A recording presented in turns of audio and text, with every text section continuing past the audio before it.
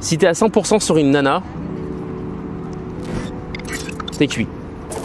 Elle va t'oublier. Elle va te nexter. Tu ne seras pas désirable parce que tu la désires trop. Parce que tu es trop derrière elle. Et du coup, tu dois être à 50%.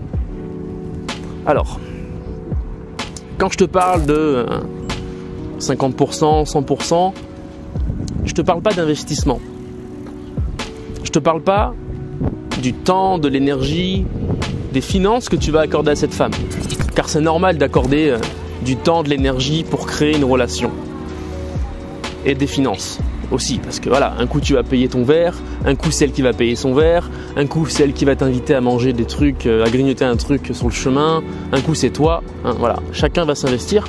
Et là pour le coup, on est à 100%. En revanche, en ce qui concerne ton intérêt pour elle, ce que tu as sur le cœur en fait, tes sentiments, si je puis dire, que tu vas développer pour elle, ils doivent être à 50%, pas à 100%. Et il va augmenter petit à petit.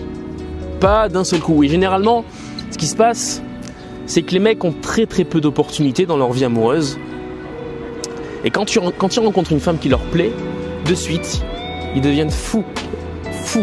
Ils deviennent dingues d'elle en fait. Dédicace à Christophe Maé. Dingue. Ding, ding, ding, ding. Ça m'en fout, dis-moi où je vais. Deviennent dingues parce qu'en fait ils ont peu d'opportunités et d'un seul coup il y a une opportunité, donc ils la veulent, ils veulent l'avoir tout de suite, ils sont à 100%, ils sont à fond. C'est un peu comme si le mec il mangeait pas pendant un mois et d'un seul coup t'as 3 chefs étoilés comme ça qui arrivent, chacun il prépare 3 entrées, 3 plats de résistance, 3 desserts et ils donnent tout comme ça au mec. Tiens, vas-y, mange, régale-toi. Et le mec il est trop content, il mange, tu vois. C'est un peu pareil en fait quand tu rencontres une femme et que tu as tellement peu d'opportunités que quand tu la rencontres, tu es à fond sur elle. Tu veux l'avoir tout de suite. Tu veux la manger tout de suite. Et du coup, qu'est-ce qui se passe ? Échec. Échec et mat. Tu es trop sur elle. Alors maintenant, tu vas me dire, ok, super, j'ai compris. Comment on fait pour être à 50% ? Eh bien, on désire ce qu'on n'a pas. Ça, tu connais cette expression, le désir naît du manque aussi. Du coup, il faudrait ne pas se faire trop présent. Mais évidemment, si tu joues à ça tout le temps, elle va se dire, bon, ce mec, il s'en fout de moi, ok ? Et si elle se dit ça, elle va te zapper d'elle-même, en fait.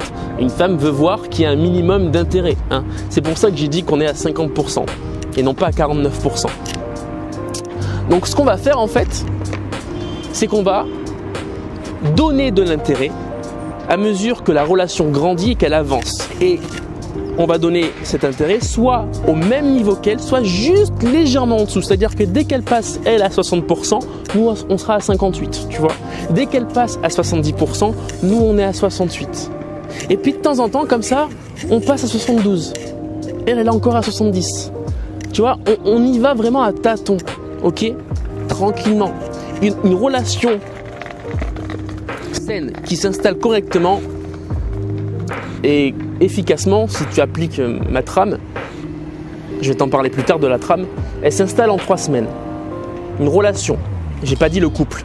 Le couple, lui, va s'installer en 2 mois, grosso merdo. Mais la relation, c'est-à-dire où on se fréquente, on se voit, ça y est, on se voit à peu près chaque semaine, on s'est déjà embrassé, on a déjà couché ensemble, elle va s'installer en 3 semaines, grosso merdo. Ok ? Et donc concrètement, c'est quoi être à 50%? C'est quoi que vivre le 50%? Finalement, c'est être à la fois patient et détaché. Retiens ces 2 choses-là. Ça va se témoigner à travers ta patience. Tu vas être patient, tu ne vas pas lui courir après si elle ne te répond pas tout de suite. Tu ne vas pas demander à la revoir tout de suite si tu l'as vue déjà une fois. Tu vas être patient. Et le détachement, c'est quoi? C'est dans tes réponses, en fait, tu vas en avoir un petit peu rien à foutre. Et ça doit être normal en fait, ça doit être naturel, tu dois le ressentir réellement ça. Parce que cette fille, tu la connais pas encore. Et vouloir être à 100% sur elle, la désirer à 100%, c'est pas normal. Laisse-moi te dire que c'est pas normal.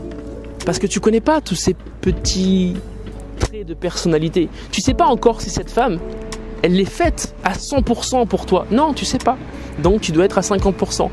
tu dois être en mode observateur, en mode on verra bien. Lorsque tu vas être en face d'elle en rendez-vous, lorsque tu vas marcher avec elle et qu'elle va te parler par SMS, au téléphone, tu dois être détaché.